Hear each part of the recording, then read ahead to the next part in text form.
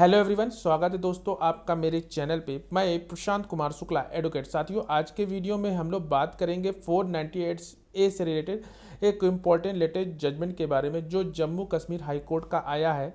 और बहुत लोगों की क्वेरी भी रहती है 498 केस से रिलेटेड, जिसमें ये क्वेश्चन रहता है कि 498 का जो केस है अगर उनके रिश्तेदारों के खिलाफ है तो उस केस को कैसे जीता जाए और उस केस से कैसे बचा जाए। तो आइए जानते हैं इस इम्पोर्टेंट जजमेंट को, इसके इम्पोर्टेंट फैक्ट को। वीडियो शुरू करने से पहले अगर आप मेरे चैनल में पहली बार है, चैनल को जरूर सब्सक्राइब करिए, लाइक करिए, शेयर करिए, कमेंट करना तो मत भूलिए। अगर किसी केस से रिलेटेड कोई भी क्वेरी हो तो कॉल पे भी अपना अपॉइंटमेंट बुक करा सकते हैं, उसका नंबर डिस्क्रिप्शन बॉक्स में दिया है। आइए शुरू करते हैं। आईपीसी की धारा जो 498 ए के तहत अपराध करने के लिए पति के रिश्तेदारों के खिलाफ मुकदमा चलाने के लिए एक विशेष आरोप होने चाहिए। बिना किसी स्पष्ट और समान आरोप और आवश्यक विवरण के पति के रिश्तेदारों पर मुकदमा नहीं चलाया जा सकता। पति के रिश्तेदारों के खिलाफ क्रूरता के लिए उनके खिलाफ मुकदमा चलाने के लिए विशेष आरोप आवश्यक है। और इस बात पर जोर देते हुए समान और अस्पष्ट आरोपों के आधार पर पति के रिश्तेदारों पर भारतीय दंड संहिता यानी कि आईपीसी की धारा 498 ए के तहत मुकदमा नहीं चलाया जा सकता।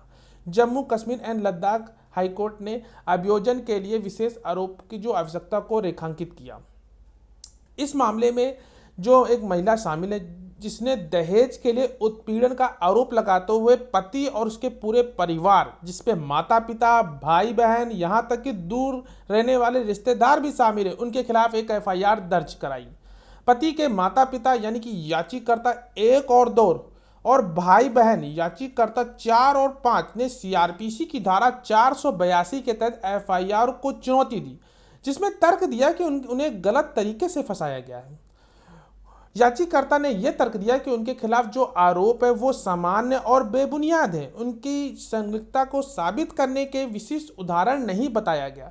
उन्होंने आगे यह भी तर्क दिया कि याचिकाकर्ता जो 4 से 7 अलग अलग रहते थे और कथित उत्पीड़न संभवतः शामिल नहीं हो सकते। शिकायतकर्ता पेश होने में विफल रहा है और एफआईआर उसके बाद जांच की जो शिकायतकर्ता और गवाहों के बयानों के आधार पर याचिकाकर्ता 1 से लेकर 3 के खिलाफ आरोपों की पुष्टि की। अभियोजन पक्ष ने कहा कि इन बयानों में जो मुख्य आरोपी है उसके माता पिता के खिलाफ जो आईपीसी की धारा 498 ए, 323, 504 और 506 आईपीसी के तहत अपराध साबित कर दिया। कोर्ट ने कहा कि जो प्रतिवादी द्वारा लगाए गए जो आरोप है याचिकाकर्ता नंबर 3 यानी कि पति के खिलाफ एक विशिष्ट है, लेकिन अन्य याचिकाकर्ताओं के खिलाफ अस्पष्ट और सामान्य है। न्यायालय ने आगे और क्या कहा, आइए वो जानते हैं। न्यायालय ने कहा कि याचिकाकर्ता जो 1 और 2 यानी कि याचिकाकर्ता 3 के माता पिता हैं, उनके खिलाफ कार्रवाई नहीं की जा सकती, जबकि इस तरह के जो आरोप हैं वो जो अस्पष्ट हैं और समान है और प्रकृति में स्पष्ट ही नहीं है। तो जांच अधिकारी ने याचिकाकर्ताओं जो कि 4-7 को अपराध करने में शामिल नहीं पाया। न्यायालय ने अरनेश कुमार बनाम बिहार राज्य और के सुब्बा राव बनाम तेलंगाना राज्य और कहीं कंसा कौसर बनाम बिहार राज्य और अभिषेक बनाम मध्य प्रदेश राज्य के संयुक्त निर्णय को हवाला देते हुए आईपीसी की जो धारा है 498 के दुरुपयोग और वैवाहिक विवादों में रिश्तेदारों के खिलाफ कार्रवाई करने के लिए विशिष्ट आरोपों की आवश्यकता पर सुप्रीम कोर्ट का भी रुख को दोहराया। कोर्ट ने कहा कि प्रावधान के संभावित दुरुपयोग और निराधार आरोपों के आधार पर मुकदमे में दीर्घकालिक परिणामों पर जोर दिया। यह निष्कर्ष निकालते हुए याचिकाकर्ता 1 और 2 के खिलाफ कार्रवाई जारी रखना कानूनी प्रक्रिया का दुरुपयोग है। न्यायालय ने उनके बारे में दर्ज एफआईआर रद्द कर दी, जबकि पति यानी कि याचिकाकर्ता 3 के खिलाफ लगाए गए विशिष्ट आरोपों के आधार पर जांच जारी रखने का भी निर्देश दिया।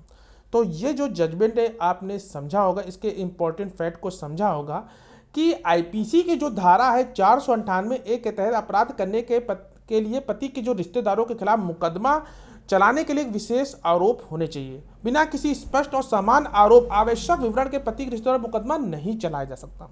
आशा करते हैं वीडियो अच्छा लगा होगा। लाइक शेयर कमेंट करना तो मत भूलिएगा।